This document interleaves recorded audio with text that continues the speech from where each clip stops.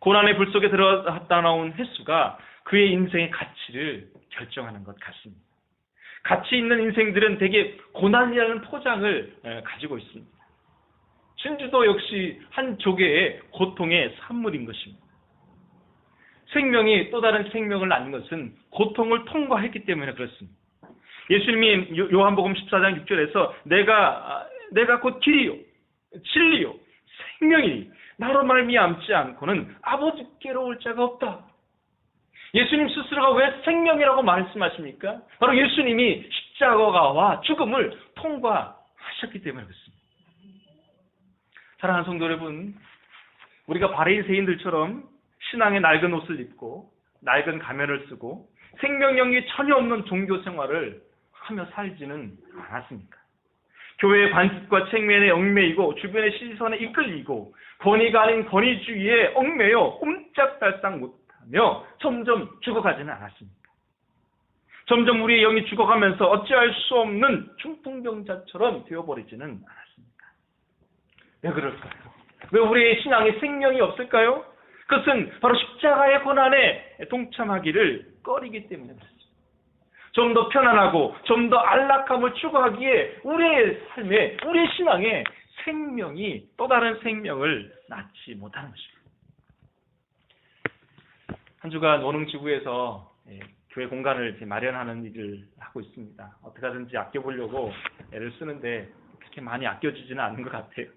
그래도 직영으로 하니까 자재를 사고 인건비를 드리고 조금 이제 좀 줄여서 하는 것 같아요. 그런데 이제 한 분씩 오셔서 이제 들여다보고 이렇게 축복하고 덕담하는 말들이 금방 앞에도 얻을 것 같다고 1년 안에 이사할 것 같다고 아니 빌딩을 사버리라고 개척하는 목사 힘내라고 응원하는 메시지로 받았습니다. 그런데 이제 다시 한번 또 생각해 보면 우리가 또 그렇죠 그런 교회가 되지 않을까라는 염려가 있습니다. 혹시나 무리해서 건물을 얻고 땅을 구하고 또 교회 존립을 위해서 여기저기 교인들 끌어모으고 그런 유혹을 받지 않을까 싶습니다. 교회 자체가 존립하기 위해서 무리하게 교회의 사역을 돌리고 홍보를 하고 목회자가 성도를 막 괴롭히고 교회 임대료를 내기 위해서 전도하는 아주 기현상을 보일지도 모르겠습니다. 빚을 갚기 위해서 전도하는 이상한 교회가 될 수도 있을지도 모르겠습니다. 도담교회도 초기의 순수성을 잃어가며 형식화되어질지도 모르겠다는 위기의 감도 들었습니다. 고난을 회피하는 순간 교회는 점점점 생명력을 잃어갈 것입니다. 그래서 도담교회는 생명력을 담지한 교회가 되어야 할 줄로 믿습니다. 수단이 목적을 앞서지 않게 하시고 하나님보다 사람이 우선되지 않으며 사람보다 건물이 우선되어서도 안 될 것입니다. 도담교회는 상처와 고통 중에 있는 종들이 회복되는 생명력 넘치는 곳이 되어야 될 줄로 믿습니다. 도담교회는 건물이 아니라 사람이어야 되고 도담교회의 주인은 하나님이십니다.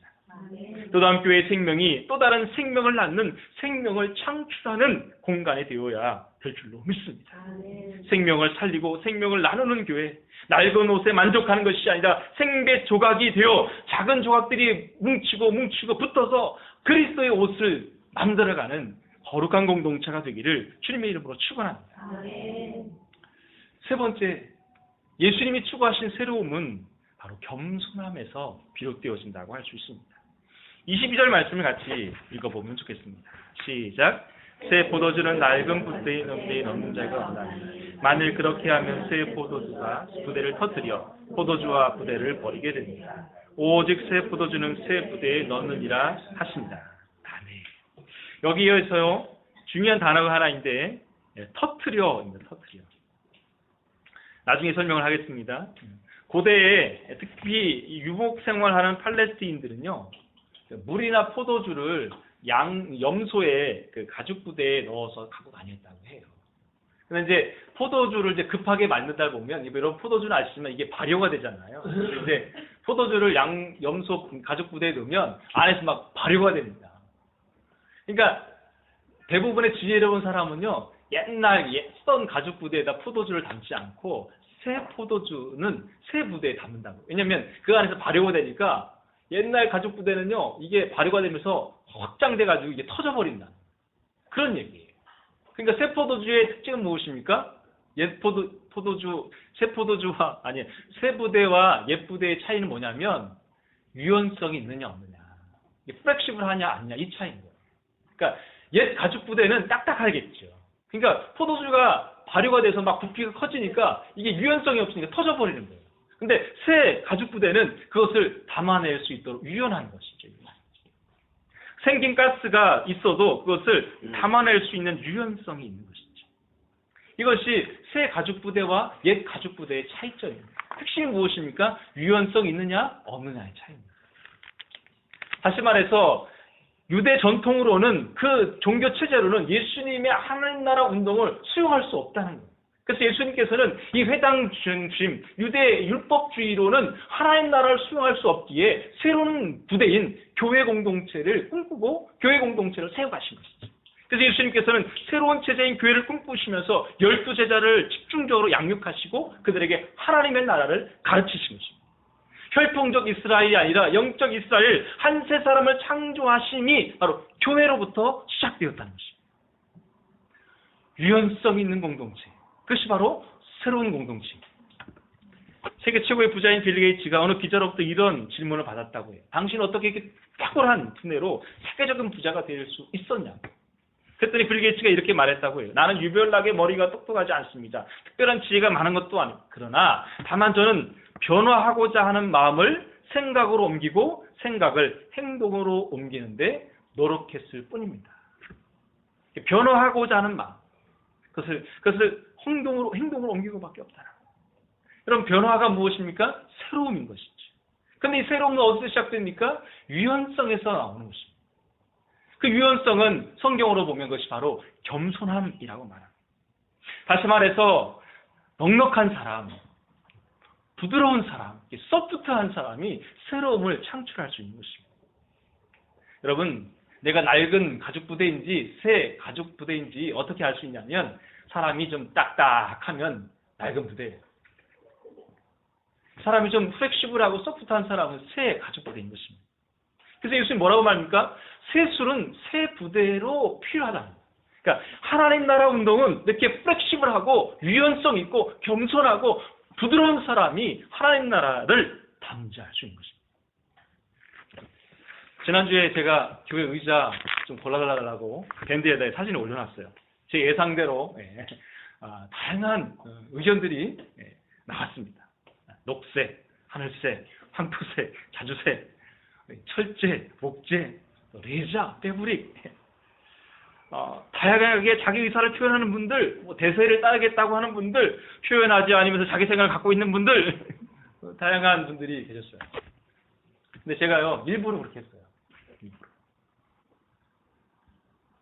왜냐하면 이번 주 설교가 이때였기 때문에 그렇습니다.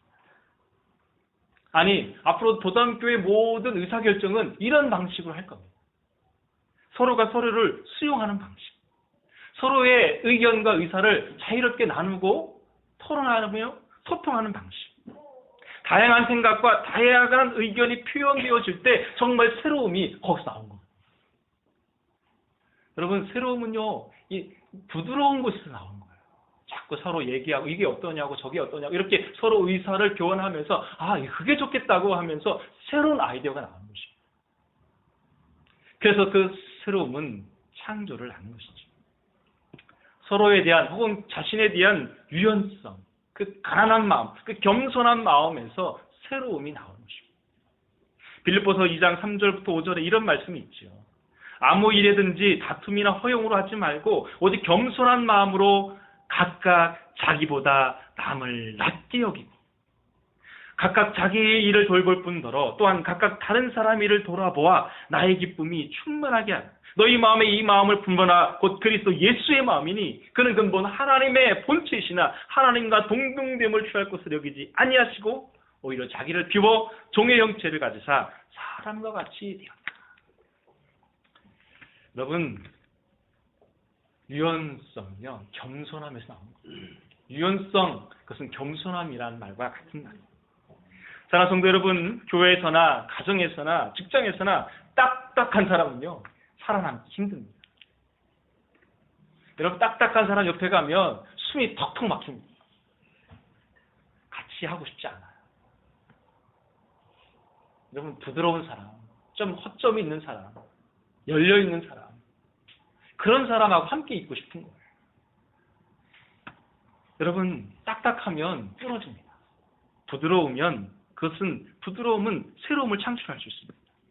우리가 신앙의 본질에서 벗어나지 않는 범위 내에서 우리는 서로의 다름을 수용하고 인정하는 유연성이 있어야 될 줄로 믿습니다. 우리 가운데는요, 은사별로 성경 공부를 좋아하는 사람, 사회개혁을 좋아하는 사람, 서로의 교제에 막 집중하시는 분들, 예배의 기름 부심, 이런 거 막, 또 봉사하는 일에 집중하시는 분들, 다양한 은사자들이 서로 연결되어 있는 거예요. 그러니까 뭐 하나를 주장하고 막 관철하고 막 절대 아니다 이러면 이제 어려워지는 거예요. 유연성이 있어야 공동체가 그것을 담아낼 수가 있는 것입니다. 그러므로 세부대처럼 우리 모두가 유연성을 갖기를 주님의 이름으로 축원합니다. 예수님의 마음인 겸손한 마음을 품으시기를 주의 이름으로 축원합니다. 타인의 생각과 태도를 수용하고 인정하는 것, 그것이 나보다 남을 낮게 여기는 것, 그것이 바로 겸손함이며 예수의 마음을 간직한 사람의 태도인 줄로 믿습니다. 무엇보다 예배 리더들, 특별히 오늘 설교를 하는 목회자인 저 자신이 더 유연한 사람, 더 큰 사람이 될 수 있도록 기도를 요청하는 것입니다. 말씀을 정리하고자 합니다. 계절이 바뀌면 옷을 갈아입어야죠. 저도 오늘 와이셔츠 반팔 입고 왔는데요. 애벌레가 자라면 허물을 벗어야겠지요. 병아리가 부화하려면 껍질을 깨야만 합니다. 밀접한 고기를 잡으려면 그물이 더 촘촘해야 합니다. 물의 흐름을 따라서 낚시 채비도 바꿔야 합니다. 늘 우리는 새로움을 추구하는 것이 맞습니다. 그런데 그 새로움은 바로 본질을 추구하는 것입니다. 근원으로 돌아가는 것입니다. 예수님을 향하는 것입니다. 한국교회가 자초되어 가고 있습니다. 스스로의 욕심과 기득권을 지키려다가 예수님을 잃어버렸습니다. 예수님과 상관없는 예배, 예수님과 상관없는 선교, 예수님과 상관없는 건축에만 열을 올리다가 이 모양이 되었습니다. 그런 거로 한국교회는 다시 예수 그리스도로 돌아가야 될 줄로 믿습니다. 모든 종교적 수단을 내려놓고 목적이신 예수 그리스도를 지향해야 될 줄로 믿습니다. 새로움은 반드시 생명을 창출하게 되어 있습니다. 예수님이 생명이고 예수님이 생명의 근본이기에 실제로의 생명을 잉태하고 생명을 낳는 것입니다. 사랑하는 성도 여러분, 영적 불임으로 언제까지 계시려 하겠습니까? 내가 하나님의 생명을 받았다면 나를 통해 또 다른 이가 생명을 얻어야 될 줄로 믿습니다.